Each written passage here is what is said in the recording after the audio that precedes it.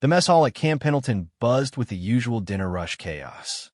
Marines filled long metal tables, their voices mixing with the clatter of trays and the hiss of steam from the serving line. The air smelled of meatloaf, green beans, and that particular military kitchen aroma that every service member knew by heart. Sarah Martinez stood behind the serving counter, her small frame barely visible above the stainless steel warming trays. At 5 feet 2 inches tall and weighing maybe 110 pounds soaking wet, she looked like she belonged in a college cafeteria, not on a Marine base. Her dark hair was pulled back in regulation style, and her uniform hung loose on her thin shoulders. The Marines passing through the line barely noticed her. She was just another mess hall worker, probably some contractor's daughter picking up extra cash during summer break. They grabbed their portions of food without making eye contact, their conversations flowing over her head about training exercises, weekend plans, and complaints about their drill instructors. Staff Sergeant Mike Thompson was different. He noticed everything and everyone on his base. When he reached Sarah's station in the serving line, he paused longer than most. Something about her posture caught his attention. She stood straight, shoulders back, feet positioned in a way that suggested military training. But that was impossible. The paperwork said she was a civilian contractor, hired 3 weeks ago to help with the increased workload during training season. Evening, Thompson said, holding out his tray. "You're new here?" "Yes, sir," Sarah replied, spooning mashed potatoes onto his plate with practiced efficiency. Her voice was calm, professional. "Started a few weeks ago." Thompson studied her face.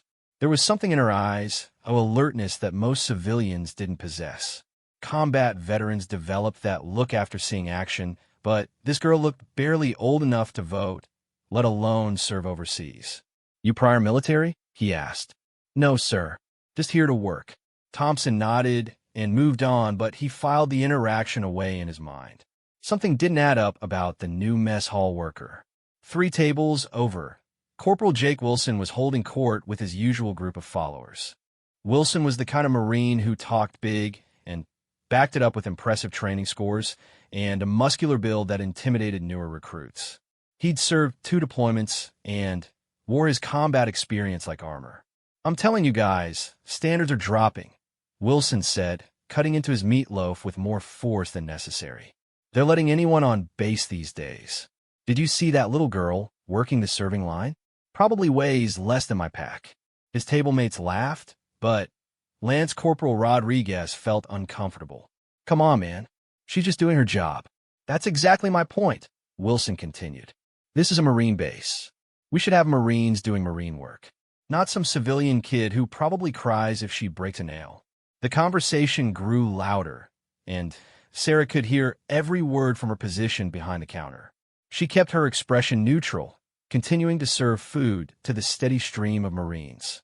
But Staff Sergeant Thompson, who was eating at a nearby table, watched her carefully. He saw the slight tension in her jaw, the way her grip tightened almost imperceptibly on the serving spoon. After dinner service ended, Sarah began the cleanup routine. She worked efficiently, breaking down the serving line and preparing the dishes for washing. The kitchen grew quieter as the dinner crowd dispersed, leaving only the cleanup crew and a few Marines finishing late meals. Wilson and his group were among the stragglers. As they passed the serving area on their way out, Wilson made sure his voice carried. "Hope they don't expect that little girl to help if anything serious happens around here. She'd probably hide under a table." This time, Sarah looked up. For just a moment, her eyes met Wilson's. There was no fear there, no embarrassment, just a calm assessment that made Wilson slightly uncomfortable, though he couldn't say why. "Something you want to say?" Wilson asked, stopping in front of the counter. "No, sir," Sarah replied evenly. "Have a good evening." Wilson waited, expecting some kind of reaction. When none came, he felt foolish and angry. "Just remember where you are, girl. This is a place for warriors, not kitchen help." Sarah nodded politely. "I'll remember that, sir." After Wilson left, Staff Sergeant Thompson approached the counter. Sarah was wiping down the stainless steel surface with methodical precision. "You handled that well," Thompson said. "Handled what, sir?" Thompson smiled. "Right answer. But I'm curious about something. Mind if I ask where you learned to stand at attention like that? Sarah paused in her cleaning. I'm not sure what you mean, sir. Most civilians stand casual, weight shifted, shoulders rounded. You stand like someone who's been through basic training. Old habits die hard. For a moment, Sarah's professional mask slipped. Thompson saw something flicker in her eyes, a recognition of his observation. I've always had good posture, sir. Thompson nodded slowly. I'm sure you have. Have a good night, Martinez. As he walked away, Thompson made a mental note to check Sarah's personnel file more carefully. Something about her story wasn't adding up, and, in his experience, people who lied about their background usually had interesting reasons for doing so. Sarah finished her cleanup and made her way to the small employee break room. She pulled out her phone and scrolled through messages, most of them from family asking how the new job was going. She typed back standard responses about learning the ropes and meeting nice people. One message was different. It was from a number she recognized, but hadn't heard from in months. Hope you're settling in well. Remember what I taught you about blending in. Sometimes the best camouflage is hiding in plain sight. Sarah deleted the message immediately and put her phone away. She gathered her things and headed for the parking lot, where her beat-up Honda Civic waited among the trucks and motorcycles that most of the Marines drove. As she drove off base, Sarah thought about her first few weeks at Camp Pendleton. The job was exactly what she needed, something quiet and normal while she figured out her next move. The pay wasn't great, but it covered her rent in a small apartment off base and gave her time to think. The Marines she served food to saw exactly what she wanted them to see. A young civilian woman working a temporary job, probably saving money for college or helping support her family. None of them suspected that she spent her mornings running 5-mile circuits in the hills outside town, or that her small apartment contained more fitness equipment than furniture. In her bathroom mirror that evening, Sarah examined the fading scar on her left shoulder. It was barely visible now, just a thin line that most people would assume came from childhood accident. She knew better. She knew exactly how she'd gotten it, and, more importantly, she knew what kind of training had taught her to function normally despite injuries that would sideline most people. The next morning brought another day in the mess hall. Sarah arrived early, as always, to help with breakfast preparation. The kitchen crew had grown used to her efficiency and quiet competence. She could prep vegetables faster than workers with years of experience, and she never needed instructions repeated. Cook Sergeant Patterson, a 20-year veteran who ran the kitchen with military precision, had taken notice of Sarah's abilities. You've done this kind of work before, he observed as Sarah diced onions with professional speed and uniformity. I've worked in restaurants, sir. Must have been good restaurants. You've got knife skills. Sarah smiled, but didn't elaborate. Patterson was right about her knife skills, but they hadn't come from restaurant work. They'd come from survival training in environments where improvised tools could mean the difference between life and death. The breakfast rush was always smaller than dinner, mostly early risers and Marines with morning PT. Sarah worked the egg station, turning out perfect, over-easy eggs with mechanical efficiency. She was in her rhythm when Corporal Wilson appeared in line. Well, look who's still here, Wilson said to his companion, loud enough for Sarah to hear. Thought maybe she would have quit by now. This kind of work is harder than it looks. Sarah cracked 2 eggs onto the grill without looking up. How would you like these prepared, sir? Over easy, and try not to break the yolks. I know it's complicated work. Yes, sir.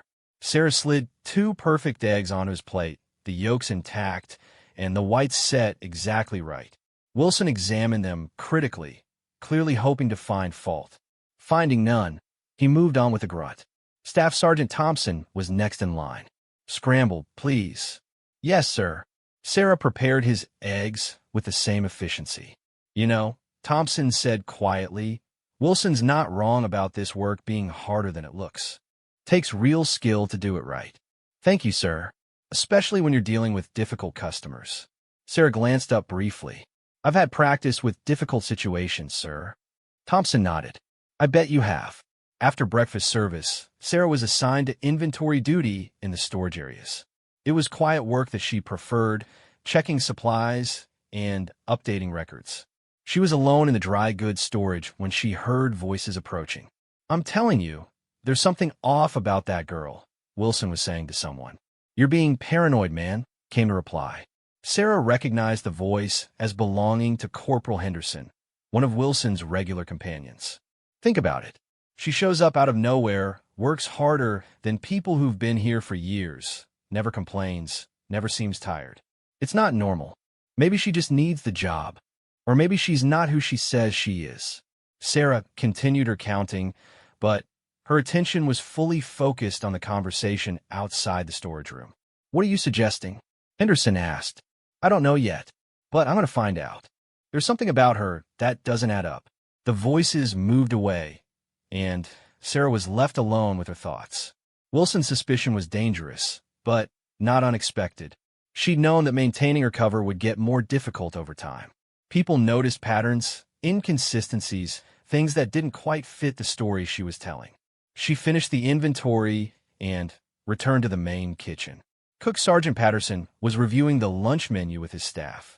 "Martinez," he called out, "you're on the serving line again today. We're expecting a big crowd." "Yes, sir." Lunch service was indeed busy.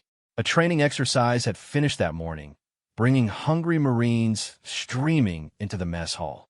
Sarah worked steadily, filling plates and maintaining the serving line supplies.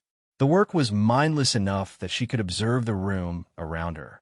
She noticed things that others missed. The way certain Marines carried themselves suggested recent combat experience. Others had the eager nervousness of new recruits trying to prove themselves. A few showed signs of stress that went beyond normal training fatigue. Staff Sergeant Thompson appeared in line again, which was unusual. Most senior NCOs ate at different times to avoid the rush. "Busy day," he commented as Sarah served him. "Yes, sir. Training exercise. Urban combat scenarios. Pretty intense stuff." Sarah nodded politely, but Thompson caught something in her expression. "You familiar with urban combat training?" "Only from movies, sir." Thompson studied her face. "Right. Movies." After he moved on, Sarah realized she'd made a mistake. Her reaction to his comment had been too knowing, too professional. Someone with only movie knowledge wouldn't have that particular look of recognition. The lunch rush continued without incident until Wilson and his group arrived. They were louder than usual, clearly energized from the morning's training. "Man, did you see Thompson's squad in the kill house?" Wilson was saying. "They cleared those rooms like they were reading from a textbook." "Yeah, but Rodriguez's team got hung up on the hostage scenario," Henderson replied. "That's because Rodriguez thinks too much. Sometimes you just have to trust your training and act." They reached Sarah's station, and Wilson looked down at her with his usual condescending expression. "Speaking of trusting training, what do you think about urban combat, kitchen girl? Probably too scary for civilian types, right?" Sarah met his gaze calmly. "I wouldn't know, sir. Never been in that situation." "Right, because you'd probably freeze up completely. Most people do when the shooting starts." "I imagine that's true, sir." Wilson waited for more reaction, but Sarah simply continued serving food. Her calm response seemed to irritate him more than fear would have. "You know what I think?" Wilson said, leaning closer to the counter. "I think you're not as harmless as you pretend to be." Sarah's hand paused for just a fraction of a second before continuing to spoon food onto plates. "I'm not sure what you mean, sir. I mean, there's something about you that doesn't add up, and I'm going to figure out what it is." The mess hall had grown quieter around them. Other Marines were starting to notice the confrontation, though they couldn't hear the specific words being exchanged. "Is there a problem here?" Staff Sergeant Thompson's voice cut through the tension. He'd appeared beside Wilson with the silent movement of an experienced NCO. "No problem, Staff Sergeant," Wilson replied quickly. "Just making conversation." "Good, because harassment of base personnel isn't tolerated here, Marine." Wilson's face flushed red. "I wasn't harassing anyone, sir." "I'm glad to hear it. Now move along and finish your lunch." Wilson grabbed his tray and moved away, but Sarah could see the anger in his posture. Thompson had embarrassed him in front of other Marines, and that kind of public correction would stick with him. After the lunch crowd dispersed, Thompson approached the serving counter again. "Thank you, sir," Sarah said quietly. That wasn't for you, Thompson replied. That was for maintaining order in my mess hall. But I do have some advice. Sarah waited. Wilson's got a suspicious nature and too much free time. You might want to be careful around him. Yes, sir. I will. Thompson nodded and walked away, but his warning stayed with Sarah for the rest of the day. She'd been careful to maintain her cover, but Wilson was actively looking for inconsistencies now that made him dangerous in ways he probably didn't even understand. That evening, after the dinner service ended, Sarah stayed late to help with deep cleaning duties. The kitchen was nearly empty when she heard footsteps approaching. She looked up to see Wilson standing in the doorway, no longer wearing the jovial mask he put on around other Marines. Thought I might find you here, he said, stepping into the kitchen. Is there something you need, sir? Sarah kept her voice level and professional. Yeah, there is. I need you to stop playing games. I'm not sure what you mean. Wilson moved closer, clearly trying to use his size to intimidate her. I mean the innocent act. I've been watching you, and you're not what you pretend to be. Sarah set down her cleaning supplies and faced him directly. I'm exactly what I appear to be, sir. A civilian employee doing her job. Bullshit. Wilson was close enough now that Sarah could smell his aftershave. Civilians don't move like you do. They don't have your kind of awareness. And they sure as hell don't stay calm when someone gets in their face. Sarah realized that Wilson was more observant than she'd given him credit for. His suspicions weren't based on paranoia. They were based on real observations of her behavior. I don't know what you wanted to say, sir. I want you to tell me who you really are and what you're doing here. I am Sara Martinez. I work in a mess hall. That's all there is to know. Wilson laughed, but there was no humor in it. We'll see about that. He turned to leave, then paused at the doorway. One way or another, I'm going to figure out your story. And when I do, everyone on this base is going to know exactly what kind of person you really are. After he left, Sarah stood alone in the empty kitchen. Wilson's threat wasn't idle. He was determined to expose whatever secrets he thought she was hiding. The problem was that he was right to be suspicious. She wasn't who she appeared to be, and if Wilson dug deep enough, he might uncover truths that would put both of them in danger. She finished her cleaning and gathered her things. Walking to her car, Sarah noticed that the base seemed quieter than usual. Most of the Marines had finished their duties and gone to barracks or off-base entertainment. The parking lot was nearly empty except for a few vehicles belonging to night shift personnel. As she drove home, Sarah made a decision. Wilson was becoming too much of a risk to ignore. She needed to either find a way to satisfy his curiosity with harmless information, or she needed to prepare for the possibility that her time at Camp Pendleton was coming to an end. In her apartment that night, Sarah sat on her small couch and stared at her phone. She could make one call and disappear completely within 24 hours. New identity, new location, new life. She'd done it before, and the process was smoother now than it had been years ago. But she didn't want to run again. For the first time in longer than she cared to remember, she had something resembling a normal life. The work was honest, the people were decent, and she could almost pretend that her past was truly behind her. Almost. Sarah put her phone aside and went to bed, knowing that tomorrow would bring new challenges from Wilson and new questions from Staff Sergeant Thompson. She'd have to navigate both carefully if she wanted to maintain her cover story. What neither Wilson nor Thompson knew was that Sara Martinez wasn't her real name, and her background was far more complicated than any civilian contractor's paperwork could reveal. They also didn't know that their simple mess hall worker had capabilities that would surprise everyone on the base. But Wilson was right about one thing. Secrets had a way of coming to light, especially when someone was determined to uncover them. The question wasn't whether Sarah's true identity would be discovered, but what would happen when it was.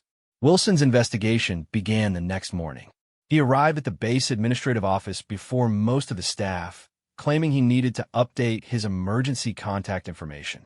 The clerk on duty was Lance Corporal Peters, a young Marine who was easily impressed by Wilson's combat experience and confident manner. Hey, Peters, Wilson said casually as he filled out unnecessary paperwork. You handle the civilian contractor files, right? Some of them, yeah. Why? Just curious about the new girl in the mess hall. Sarah Martinez. She seems really familiar, like maybe I knew her from somewhere before. Peters glanced around to make sure his supervisor wasn't listening. I can't really give out personal information, you know that. I'm not asking for personal stuff. Just wondering if maybe she listed previous employers or something. If I knew her from before the Marines, it would be cool to catch up. Peters considered this. Wilson was a respected corporal, and the request seemed innocent enough. Let me see what I can find that's not confidential. Peters pulled up Sarah's file on his computer. Wilson positioned himself to get a clear view of the screen while pretending to work on his own paperwork. Says here she worked for some restaurant group in San Diego before this.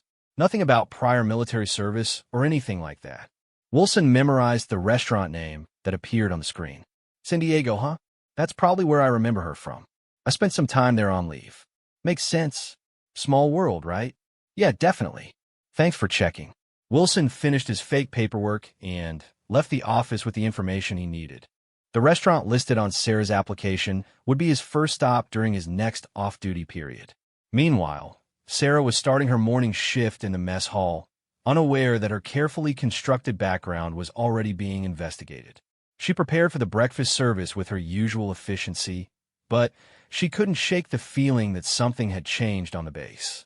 Staff Sergeant Thompson confirmed her suspicions when he approached her during a quiet moment between breakfast and lunch. Martinez, got a minute? Yes, sir. Thompson led her to a corner of the kitchen where they couldn't be overheard. I'm going to be direct with you. Corporal Wilson has been asking questions about your background. Sarah kept her expression neutral. What kind of questions, sir? The kind that suggest he thinks you're not who you claim to be.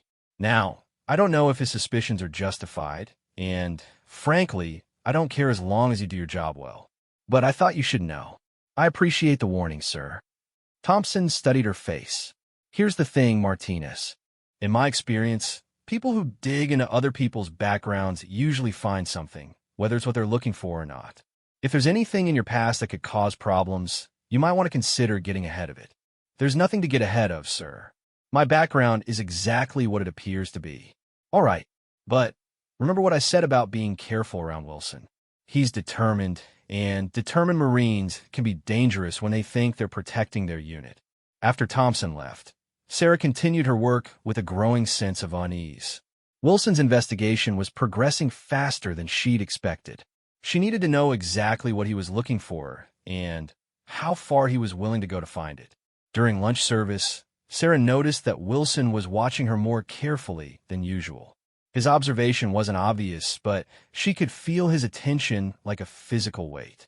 When he passed through the serving line, his interaction was coldly professional. Turkey sandwich, he said without making eye contact. Yes, sir. Sarah prepared his meal with practiced efficiency. Wilson took his tray and moved on, but Sarah caught him glancing back at her several times during his meal. He was building a case in his mind, collecting evidence for a theory he couldn't yet prove. After lunch, Sarah was assigned to inventory duty again. She was checking supplies in the walk-in freezer when she heard familiar voices outside. I'm telling you, something's not right about her, Wilson was saying. You've been saying that for days, man, Henderson replied. Maybe you're just overthinking it. No, listen. I checked her background. She supposedly worked for this restaurant group in San Diego, right?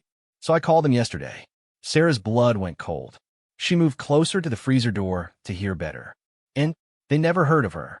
The manager I talked to said they've never had a Sarah Martinez on payroll, not in the last 5 years. Maybe she used a different name? Maybe. Or maybe her whole background is fake. Come on, Wilson. Why would someone fake their background to work in a mess hall? That's exactly what I'm trying to figure out. The voices moved away, leaving Sarah alone with the devastating news that Wilson had already poked holes in her cover story. The restaurant she'd listed as a previous employer was supposed to be untouchable, managed by people who would corroborate her false identity if contacted. The fact that they denied employing her meant either Wilson had reached the wrong people or something had gone seriously wrong with her backup documentation. Sarah finished her inventory with mechanical precision while her mind raced through possibilities. She needed to contact her handler to find out what had happened with the restaurant cover, but making that call from the base would be too risky.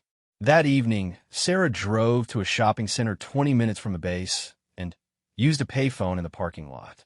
The number she dialed was answered on the first ring. Yes, this is Sarah. We may have a problem. Explain.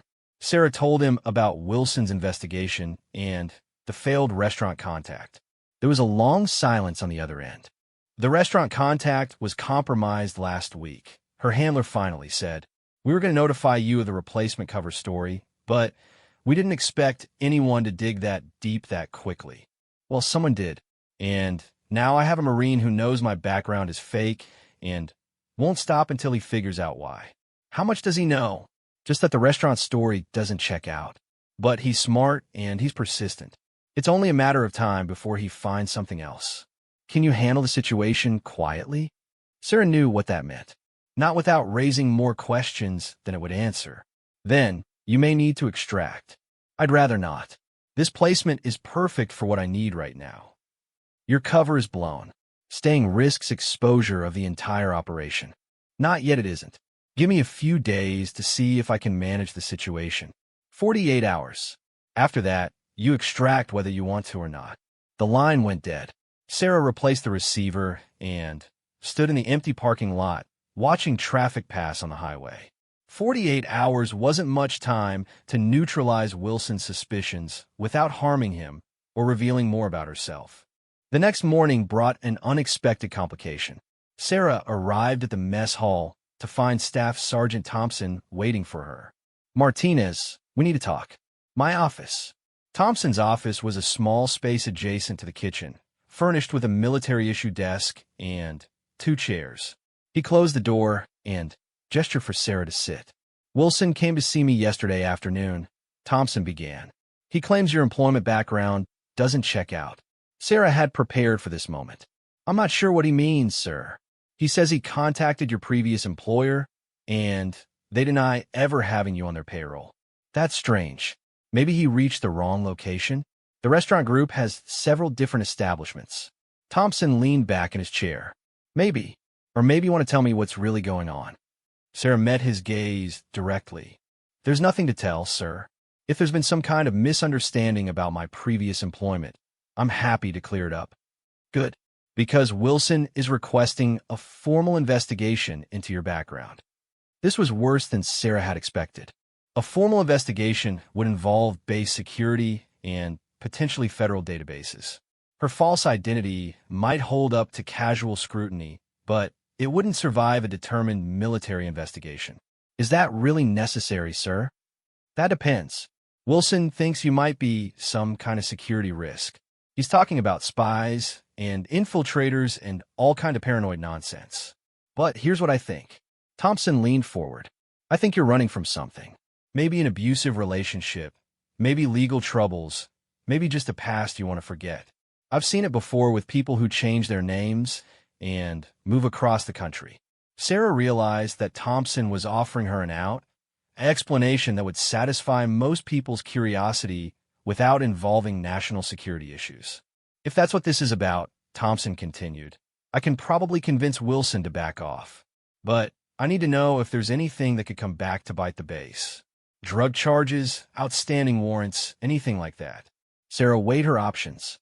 Thompson's theory was close enough to the truth to be believable, and it gave her a way to explain the inconsistencies in her background without revealing the real story.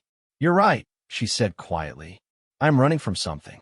But it's not drugs or legal troubles." "Abusive relationship?" Sarah nodded, allowing herself to look vulnerable for the first time since arriving at the base. "He found me twice before when I tried to start over. Changing my name and employment history was the only way to make sure he couldn't track me." Thompson's expression softened. "Why didn't you just tell us that from the beginning?" "Because most people don't want to hire someone with that kind of baggage. They worry about drama or violence following you to work." "So the restaurant job was under my real name. When I left, I had to burn all those bridges, create a completely new identity." Thompson nodded slowly. "That explains the inconsistencies and why you carry yourself like someone who's always looking over their shoulder." Sarah had to admire Thompson's perceptiveness. His explanation for her behavior was wrong, but it showed that he'd been observing her carefully. "We have to tell Wilson?" she asked. "I'll tell him enough to satisfy his concerns about base security. The personal details stay between us." "Thank you, sir." Thompson stood up. "Just remember, if your past does catch up with you here, you need to let me know immediately. I won't have my Marines put at risk because someone's trying to settle old scores." "Understood, sir." Sarah left Thompson's office feeling temporarily relieved. The abusive ex-boyfriend story would probably satisfy Wilson's suspicions and buy her time to figure out her next move. But she knew that the reprieve was only temporary. During lunch service, Sarah noticed that Wilson seemed less focused on watching her. Thompson had apparently already spoken to him about her situation. Wilson still looked suspicious, but his attention had shifted from active investigation to general wariness. After lunch, Sarah was washing dishes when she overheard Wilson talking to Henderson in the dining area. "Thompson says the background issue is explained," Wilson was saying. "Something about an abusive ex and having to change identities. See, I told you there was probably a good reason." "Maybe, but that doesn't explain everything about her." "Like what?" "Like the way she moves. Like how she never seems surprised or scared, even when people get in her face. That's not normal behavior for someone running from domestic violence." Sarah realized that Wilson's suspicions weren't completely satisfied by Thompson's explanation. He was still watching, still questioning, still looking for proof that she wasn't who she claimed to be. That afternoon, during a break in her duties, Sarah found herself alone in the storage area when Corporal Rodriguez approached her. Unlike Wilson, Rodriguez had always been polite and professional in their interactions. "Hey, Sarah, can I talk to you for a minute?" "Of course." Rodriguez glanced around to make sure they weren't being overheard. "I just wanted to say I'm sorry about Wilson giving you a hard time. He means well, but sometimes he gets carried away with the security stuff." "It's okay. I understand he's just doing his job." "Yeah, but harassment isn't part of anyone's job. And I wanted you to know that not all of us think you're some kind of threat." Sarah appreciated Rodriguez's kindness, but she also recognized an opportunity for information. Has he always been so suspicious of people? Wilson? Not really, but he's been different since his last deployment. More paranoid, more aggressive. I think he saw some stuff over there that changed how he looks at people. This explained Wilson's behavior patterns. Combat experience could make people hypervigilant about potential threats, even in safe environments. Wilson wasn't just being a bully. He was reacting to genuine fears shaped by whatever he'd experienced overseas. "I hope he can find some peace with whatever he's dealing with," Sarah said carefully. "Yeah, me too. Just wanted you to know that most of us think you're doing good work here." Rodriguez left, and Sarah was alone with new information about Wilson's psychological state. Understanding his motivations might help her predict his next moves, but it also made her realize that he wasn't going to give up easily. Veterans dealing with hypervigilance often became fixated on perceived threats until they were either proven wrong or validated. That evening, as Sarah was finishing her shift, she noticed Wilson lingering in the mess hall longer than usual. He was ostensibly reading a magazine, but she could tell he was watching her routine. He was learning her patterns, her schedule, her habits. Sarah decided to test his attention. Instead of taking her usual route to the parking lot, she exited through a different door and walked around the building. Sure enough, Wilson appeared at a window moments later, scanning the area where she should have emerged. The fact that Wilson was conducting surveillance on her off-duty movements was a significant escalation. It meant he wasn't satisfied with Thompson's explanation and was still actively investigating her background. Sarah reached her car and drove off base, taking a circuitous route to her apartment to check for anyone following her. The roads behind her remained clear, but that didn't mean Wilson wouldn't try again. She could extract immediately and avoid any further confrontation, but that would mean abandoning the first stable life she'd managed to build in years. She could also try to satisfy Wilson's curiosity with more elaborate lies, but each deception increased the risk of discovery. There was a third option, one that her training had prepared her for, but that she'd hoped never to use. She could reveal just enough of her true capabilities to convince Wilson that pursuing his investigation would be dangerous for everyone involved. The problem with that approach was that it would confirm Wilson's suspicions that she wasn't a normal civilian. Once that happened, there would be no going back to her quiet life in the mess hall. Sarah made her decision. She would give Wilson one more chance to back down voluntarily. If he continued his surveillance and investigation, she would have to take more direct action to protect her cover. The next morning brought news that changed everything.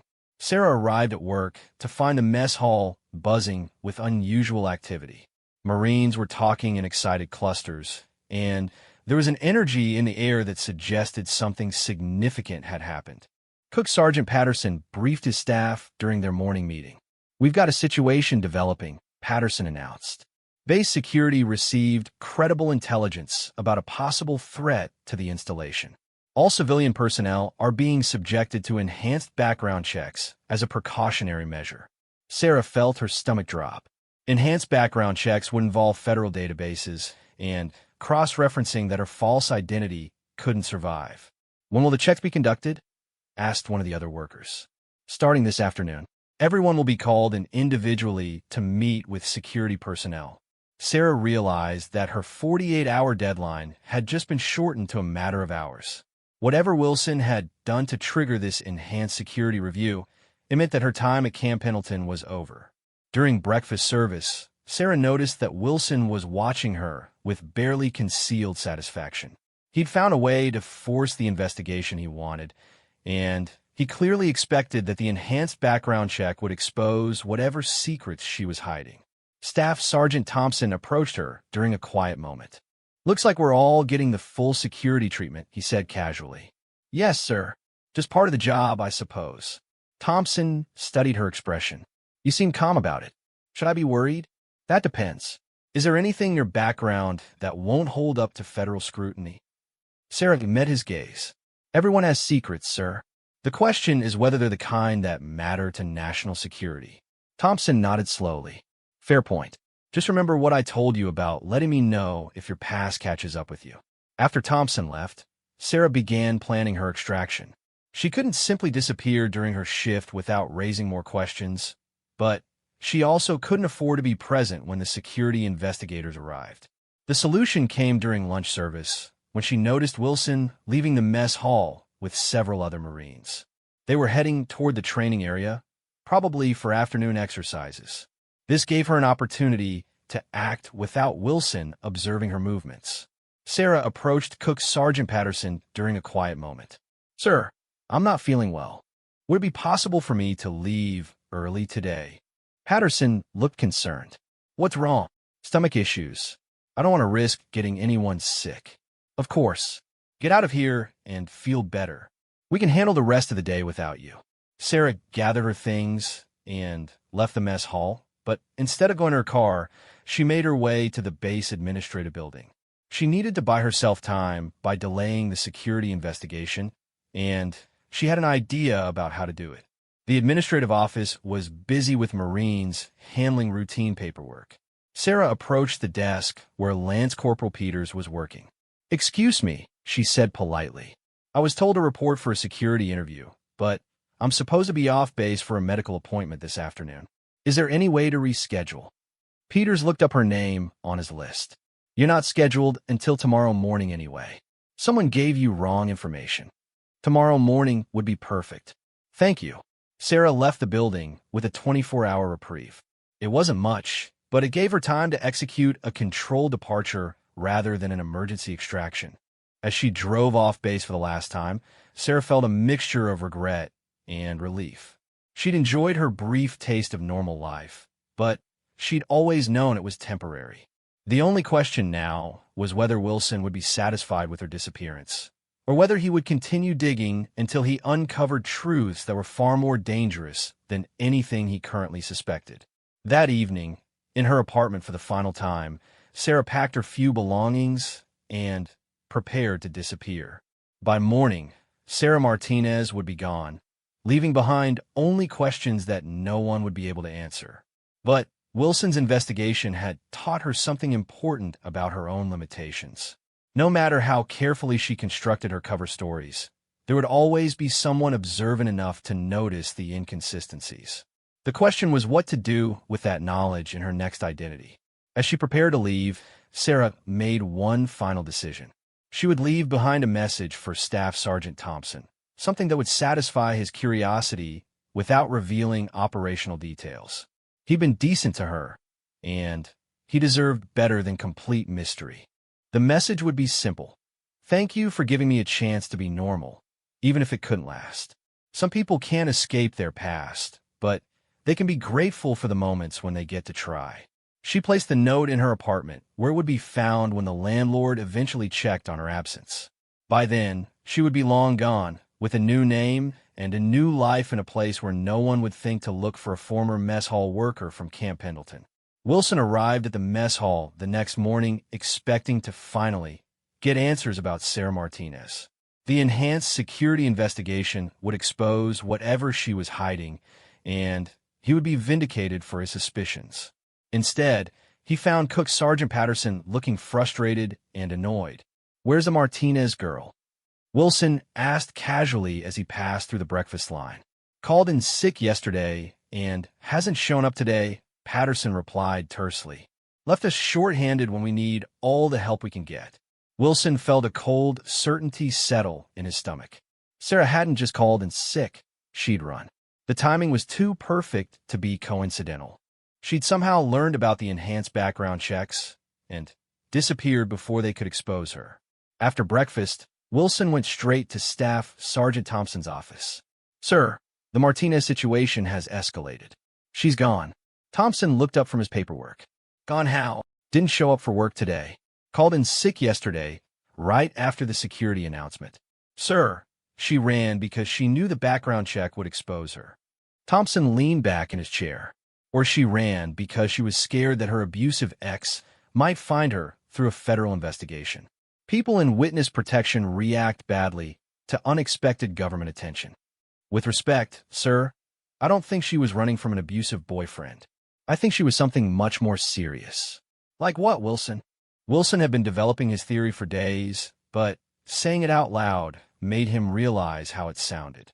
"I think she might have been some kind of operative. Foreign intelligence, maybe, or corporate espionage." Thompson stared at him for a long moment. "Wilson, do you hear yourself right now? You think foreign spies are infiltrating military bases to work in mess halls. Why not? It would give them access to personnel, schedules, conversations. They could gather intelligence on training schedules, deployment preparations, unit morale." Or, Thompson said dryly, she could have been exactly what she appeared to be, a young woman trying to earn a paycheck while staying off someone's radar. Wilson felt his frustration growing. "Sir, her background was completely fabricated. The restaurant she listed as previous employment never heard of her. That's not something someone does just to avoid an ex-boyfriend. Actually, it is. People fleeing domestic violence situations often create entirely new identities to stay safe. There are organizations that help them do exactly that." Thompson's explanation was reasonable, but Wilson couldn't shake the feeling that they were missing something important. His combat experience had taught him to trust his instinct about people, and every instinct he had was telling him that Sarah Martinez had been dangerous. "Sir, I'd like to request that base security be notified about her disappearance. If she was conducting surveillance or gathering intelligence." "Wilson, stop." Thompson's voice carried a warning. "You're talking about launching a manhunt for someone whose only crime was leaving her job without notice. Do you understand how that would reflect on this unit if you're wrong?" Wilson understood, but he also knew he was right about Sarah not being what she seemed. The problem was that he couldn't prove it. "Yes, sir, but I'd like my concerns noted in the official record. Fine. I'll make a note that you express suspicions about a former employee who may have provided false information on her application. That's as far as this goes, unless you come up with actual evidence of wrongdoing." Wilson left Thompson's office feeling frustrated but not defeated. Sarah Martinez might be gone, but she'd left traces of her presence behind. He just had to find them. His first stop was Sarah's apartment. Wilson had learned her address from the personnel files Peters had shown him, and he drove there during his lunch break. The apartment complex was typical of the low-income housing that many base employees used, clean but basic with minimal security. Wilson walked past Sarah's unit and noticed that the windows were dark and no car was parked in the assigned space. He was considering his options when the apartment manager approached him. "You looking for the girl in 2B?" the manager asked. "Yeah, Sarah Martinez." "Is she around?" "Nope. Cleared out sometime yesterday evening. Left a note saying she had to leave for a family emergency. Paid her rent through the end of the month, though, so I can't complain." Wilson felt his suspicions deepen. People fleeing genuine emergencies didn't usually have time to settle their financial obligations so carefully. Did she leave a forwarding address? Nah, said she'd be in touch when she got settled somewhere else. Wilson thanked the manager and returned to his car, more convinced than ever that Sarah's departure had been planned, not reactive. The timing, the careful financial arrangements, the complete disappearance. It all suggested someone with experience in vanishing without a trace. That evening, Wilson made an unofficial visit to the base security office. Sergeant First Class Martinez, no relation to Sarah despite the shared name, was on duty and willing to listen to Wilson's concerns. "So you think the civilian worker was some kind of spy?" SFC Martinez asked after Wilson explained the situation. "I think she was something other than what she appeared to be. The fake background, the way she carried herself, her complete disappearance when enhanced screening was announced, it all adds up to someone with serious training." "Training in what?" "I don't know. But people don't develop that kind of situational awareness and physical control by accident."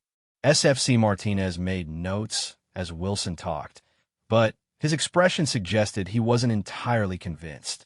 "Here's the problem, Corporal. Even if you're right about her being trained for something, that doesn't make her a spy or a terrorist. Could be former military using a false identity for personal reasons. Could be law enforcement working undercover. Could be any number of legitimate explanations. But shouldn't we find out which one? We can run her description through some databases, see if anything pops. But unless we find evidence of actual criminal activity, there's not much we can do about someone who quit their job." Wilson provided Sarah's description and the limited information he'd gathered about her background. SFC Martinez promised to run it through available databases and contact Wilson if anything significant turned up. 3 days passed without any developments. Wilson returned to his normal duties, but he couldn't stop thinking about Sarah Martinez and the questions her disappearance had left unanswered. He found himself paying more attention to other civilian workers on the base, looking for signs of the same controlled awareness that had marked Sarah as different. On Thursday evening, Wilson was having dinner at a restaurant off base when he noticed a familiar figure at the bar. Staff Sergeant Thompson was sitting alone, nursing a beer and staring at his phone. Wilson approached him cautiously. "Evening, Staff Sergeant." Thompson looked up, and Wilson was surprised to see genuine concern in his expression. "Wilson, grabbing dinner?" "Yes, sir. Mind if I join you?" Thompson gestured to the empty stool beside him. Free country. They ordered food and sat in uncomfortable silence for a few minutes before Thompson spoke. "You know, I've been thinking about what you said. About Martinez." Wilson felt a surge of vindication. "Something doesn't add up, does it, sir?" "Maybe. I got a call today from someone claiming to be her former supervisor of the restaurant. Wanted to know if we'd verify her employment dates for a reference check." "What did you tell them?" "Nothing, because the call was strange. The person knew too much about our internal procedures and asked very specific questions about our security protocols." Wilson felt his pulse quicken. "You think someone's fishing for information about the base?" "I think someone's very interested in what we might have learned about Sarah Martinez during her time here.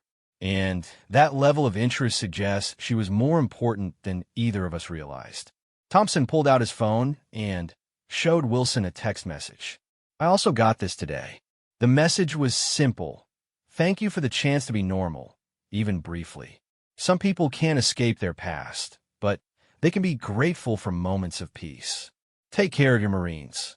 She sent this to you from a number that's probably already disconnected, but it confirms what I suspected about her running from something serious. Wilson studied the message.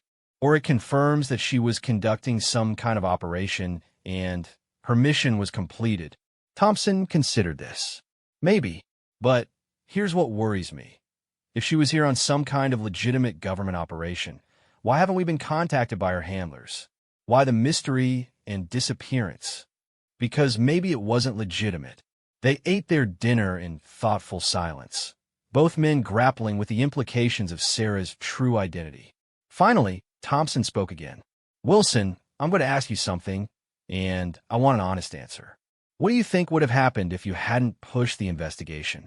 If we just let her keep working in the mess hall? Wilson thought carefully before responding. I think she would have continued gathering whatever intelligence she came for. Personnel information, training schedules, operational details, stuff that could be valuable to the right buyer.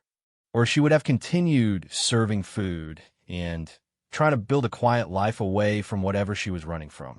Do you really believe that, sir? Thompson drained his beer. I want to believe it.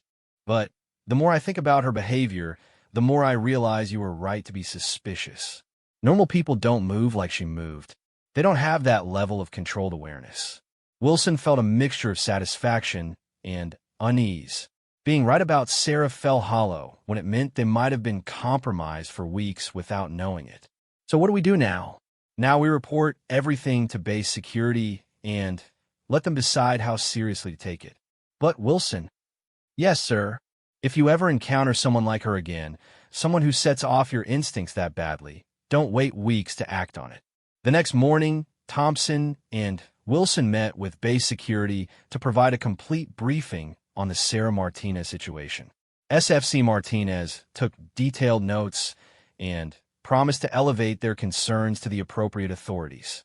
We'll run everything through federal databases and see if her description matches any persons of interest, SFC Martinez explained. We'll also review security footage from her time on base to see if she had access to anything sensitive. How long before we know something? Thompson asked. Could be days, could be weeks. These kinds of investigations take time, especially when we're working with limited information. Wilson left the meeting feeling both vindicated and frustrated. He'd been right about Sarah, but being right didn't answer the most important questions. Who was she really? What had she been doing at Camp Pendleton? And what information had she gathered during her time there? 2 weeks later, Wilson received a call from SFC Martinez requesting another meeting. He arrived at the security office to find Thompson already there, both men's expressions serious. We got some results from the federal databases. SFC Martinez began. The woman you knew as Sarah Martinez appears in several databases under different names, but none of them list her as a wanted criminal or terror suspect. What do they list her as? Wilson asked. That's classified information I can't share with you. But I can tell you that her presence on this base was likely not connected to any threat to national security. Wilson felt deflated. So she wasn't a spy? I didn't say that. I said she wasn't a threat to national security. There's a difference. Thompson leaned forward. Can you tell us anything about who she really was? SFC Martinez considered his words carefully. Let's just say that the woman you knew as Sarah Martinez has had extensive training in areas that would explain the behavior you observed. That training was likely acquired in service to legitimate government interests. She was one of ours? Wilson asked. I can't confirm or deny that. What I can tell you is that your suspicions were correct about her not being a normal civilian, but wrong about her being a threat to this base. Thompson looked thoughtful. So she was here for personal reasons, not operational ones? Based on the evidence we've gathered, that appears to be correct. Someone with her background and training probably chose to work here because it was familiar territory where she could blend in while dealing with whatever personal situation drove her to seek anonymity. Wilson struggled to process this information. So I was right that she wasn't who she claimed to be, but wrong about why she was here? It appears so. And, Corporal Wilson, your instincts were good. You recognized someone with advanced training, and you were right to be suspicious when her cover story didn't hold up. Those are exactly the kind of observations we need Marines to make. After the meeting, Thompson and Wilson walked back toward the mess hall in contemplative silence. How do you feel about all this? Thompson asked. Wilson considered the question. Confused, mostly. I spent weeks thinking she was some kind of threat, and it turns out she was probably just trying to live a quiet life. But you weren't wrong to be suspicious. Someone in her position, with her training, could have been a threat if they'd chosen to be. Yeah, but they didn't choose to be. She was just trying to work in a mess hall and mind her own business. Thompson nodded. Sometimes the most dangerous people are the ones who choose not to be dangerous. It takes serious skill and discipline to have those capabilities and use them only for self-protection. Wilson thought about the way Sarah had handled his confrontations. Never escalating, never revealing more than necessary, always staying in control of herself and the situation. You think she could have hurt me if she'd wanted to? From what security just told us. Probably without breaking a sweat. The fact that she didn't should tell you something about her character. Wilson felt a mixture of embarrassment and respect.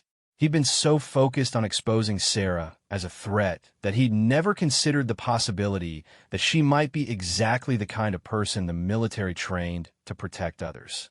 I feel like I owe her an apology, Wilson admitted. You were doing your job. Maybe not diplomatically, but your instincts were right about her being more than she appeared. They reached the mess hall, where the lunch rush was in full swing. Wilson looked at the serving line where Sarah had worked for those few weeks, imagining her there with new understanding of who she really was. Think we'll ever see her again? Wilson asked. Thompson shrugged. People like that tend to disappear when they want to. But who knows? Maybe someday she'll find a place where she can be normal without having to hide who she really is. Wilson nodded, thinking about the text message Sarah had sent Thompson. She'd been grateful for the chance to be normal, even briefly. That suggested someone who'd sacrificed a lot in service to something larger than herself and was looking for a way back to a simpler life. As he went through the serving line, Wilson found himself wondering about the other civilian workers on the base. How many of them might have backgrounds more complex than their job application suggested? How many former soldiers, sailors, airmen, and Marines were quietly working civilian jobs while trying to transition back to normal life? The Sarah Martinez incident had taught Wilson that the world was more complicated than he'd realized. Not everyone with hidden skills was a threat, and not every mystery was sinister. Sometimes the most dangerous people were the ones who'd earned the right to choose peace over conflict. That evening, Wilson did something he'd never done before. He researched organizations that help veterans transition to civilian life, particularly those who'd served in classified capacities. He learned about the challenges faced by people whose military experience couldn't be discussed openly, who had to find ways to use their skills in normal jobs without revealing the full extent of their capabilities. For the first time, Wilson understood that Sarah Martinez, whatever her real name was, had probably been fighting a different kind of battle than the ones he was familiar with.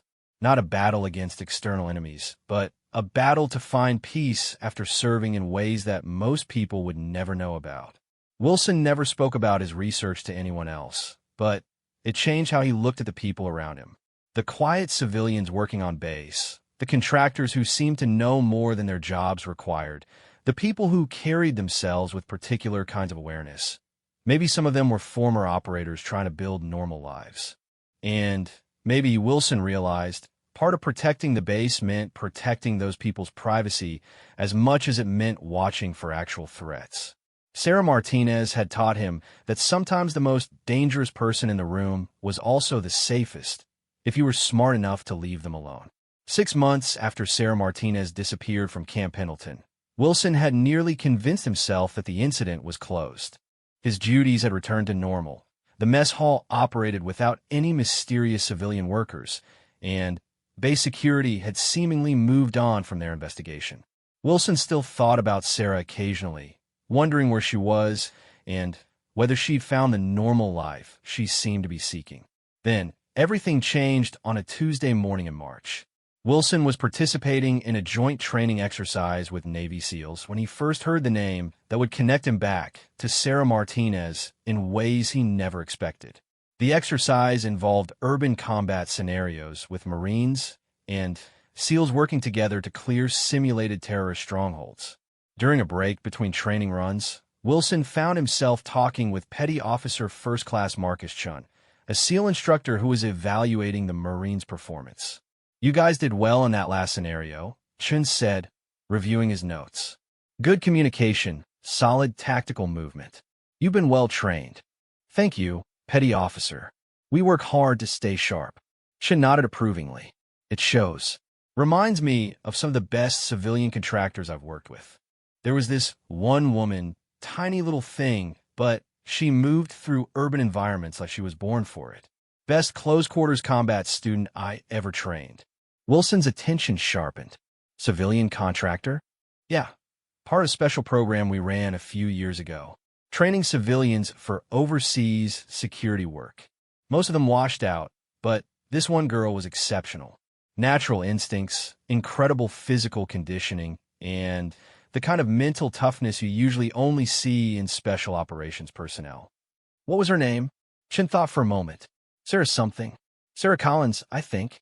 Small, dark hair, quiet as hell, but absolutely deadly when she needed to be. Wilson felt his blood turn cold. The description matched Sarah Martinez perfectly, but the timeline didn't make sense. If she'd been trained by SEALs years ago, what had she been doing working in a mess hall? What happened to her? Last I heard, she was working overseas. High-level security stuff, protecting executives and government officials in dangerous areas.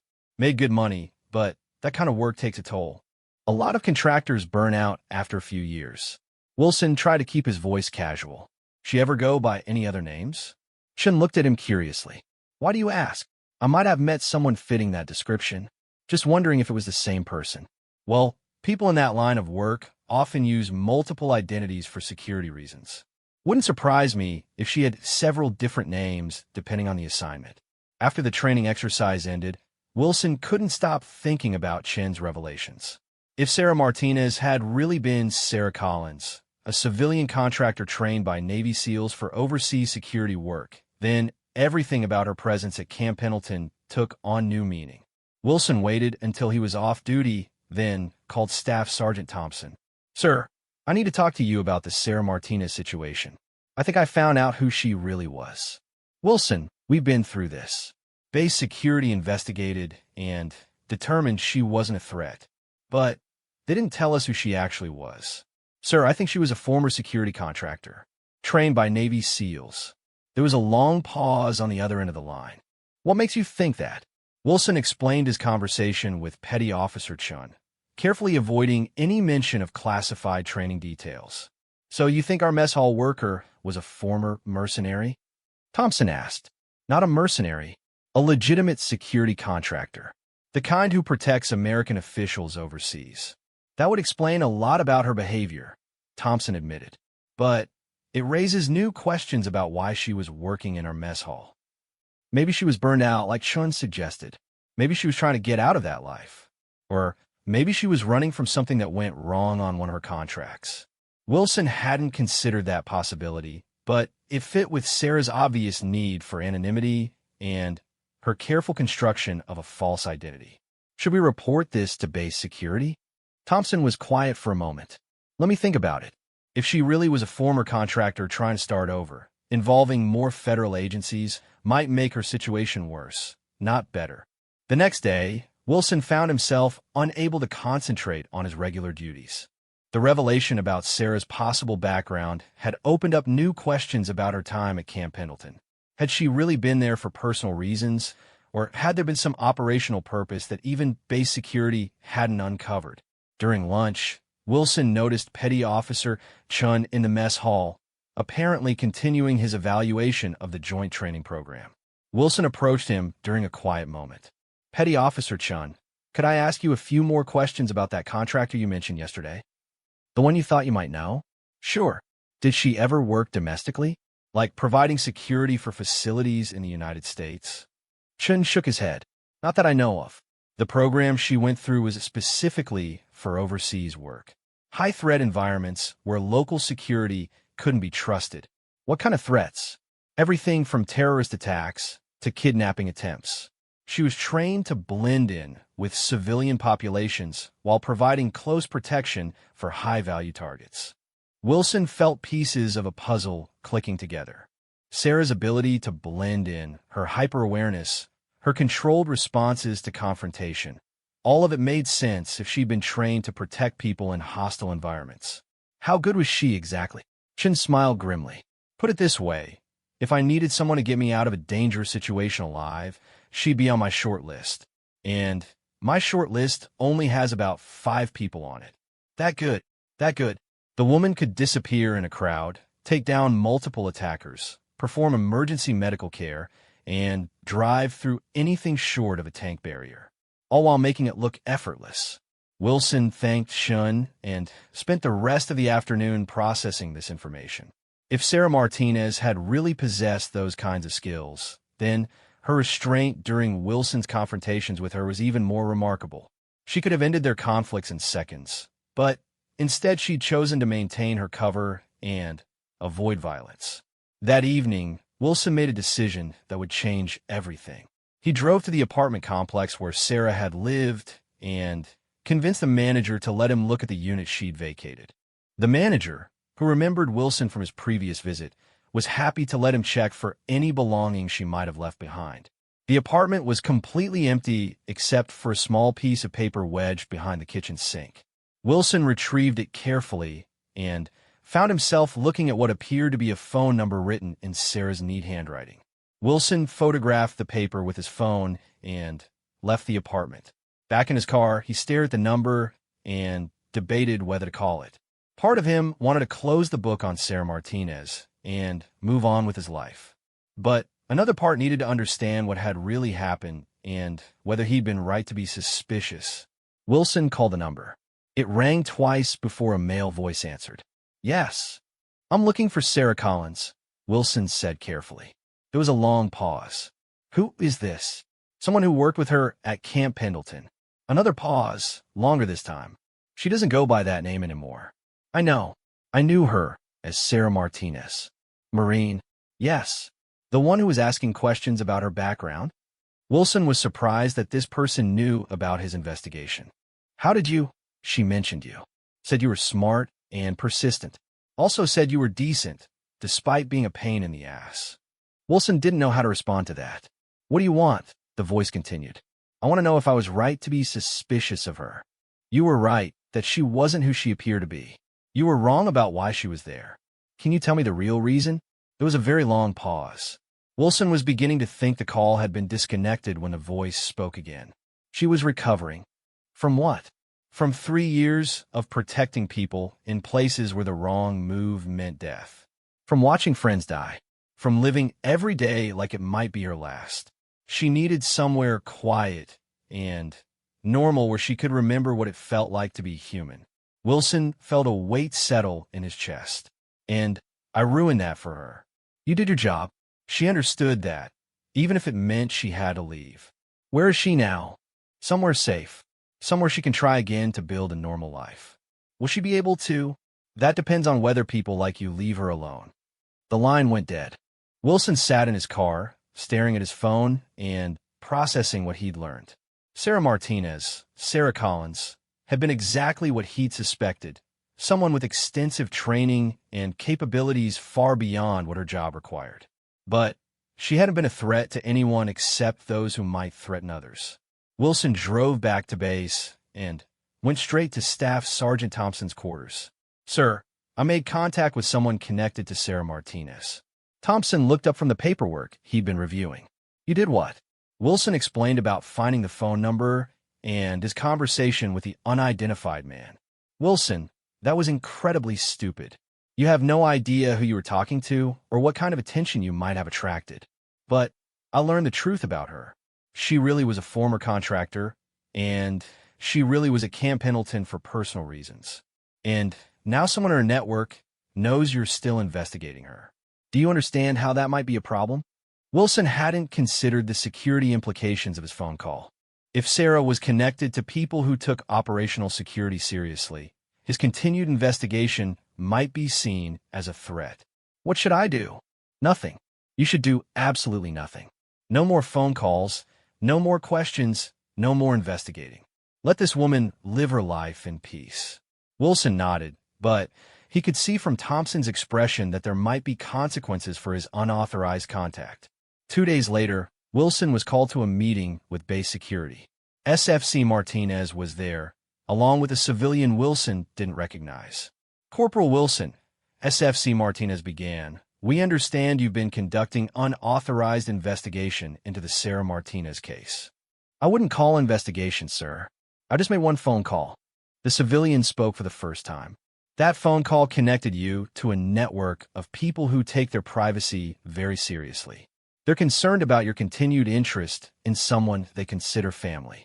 Wilson felt his stomach drop. "Are they threatening me?" "Quite the opposite. They wanted us to know that you showed good instincts in identifying someone with advanced training. They also wanted us to know that your suspicions were correct, but that the person you were suspicious of poses no threat to anyone except those who might threaten innocent people." "So I was right?" "You were right that she wasn't an ordinary civilian. You were wrong about why that mattered." The civilian leaned forward. "Corporal Wilson, there are people in this world who have served their country in ways that can never be publicly acknowledged. When their service ends, they try to find normal lives, often under new identities for their own protection. Your job is to identify potential threats, not to hunt down former protectors who are trying to retire quietly." Wilson understood the message clearly. "Am I in trouble?" "You're being educated," SFC Martinez said. "Consider this a lesson in the difference between suspicious behavior and threatening behavior." "What about Sarah?" The civilian smiled slightly. "Sarah is exactly where she needs to be, doing exactly what she needs to do. And if you're smart, you'll never think about her again." Wilson left the meeting with a clear understanding that his investigation was over. But he also left with something else: respect for someone who'd chosen to protect others, and then chosen to step away when that life became too much to bear. That evening, Wilson found himself in the mess hall during dinner service. He looked at the serving line where Sarah had worked and tried to imagine what it had been like for her to trade protecting high-value targets for serving mashed potatoes. The transition from life-or-death responsibility to mundane routine must have been jarring. Lance Corporal Rodriguez joined Wilson at his table. "You look thoughtful tonight. Just thinking about that civilian worker who used to be here. Sarah Martinez. The one who disappeared? What about her?" Wilson considered how much he could say without violating the warnings he'd received. "I think I misjudged her. She wasn't a threat. She was just someone trying to live a quiet life." Rodriguez nodded. "Sometimes the best people are the ones you don't notice until they're gone." "Yeah," Wilson agreed. "Sometimes they are." Wilson never spoke about Sarah Martinez again, but he thought about her often. Every time he encountered a civilian worker who seemed more competent than their job required, or who carried themselves with particular awareness, he remembered the lesson she'd taught him. Not everyone with hidden skills was hiding them for sinister reasons. Some people hid their capabilities because they'd earned the right to choose peace over conflict. And sometimes the most important thing a Marine could do was respect that choice and let the protectors rest. 1 year later, Wilson had put the Sarah Martinez incident behind him and was preparing for his own transition out of the Marine Corps. His enlistment was ending in 6 months, and he'd been accepted to a community college where he planned to study criminal justice. The skills he developed in the military, including his ability to spot people who weren't what they appeared to be, would serve him well in law enforcement. Wilson was working late in the base administrative office, helping to process paperwork for an upcoming joint training exercise, when he noticed something unusual. Among the civilian contractor applications was a name that made him look twice: Elena Rodriguez. The application looked standard: previous experience in food service, references from restaurants in Arizona, security clearance application for base access. But something about the photograph attached to the application made Wilson's pulse quicken. The woman looked familiar, though he couldn't place where he'd seen her before. Wilson studied the photo more carefully. Elena Rodriguez appeared to be in her late 20s, with blonde hair and light eyes. She was attractive in an understated way, with the kind of face that wouldn't stand out in a crowd. But there was something about her posture in the photograph, the way she held her shoulders, that triggered Wilson's memory. He'd seen that exact posture before, in someone else who'd work.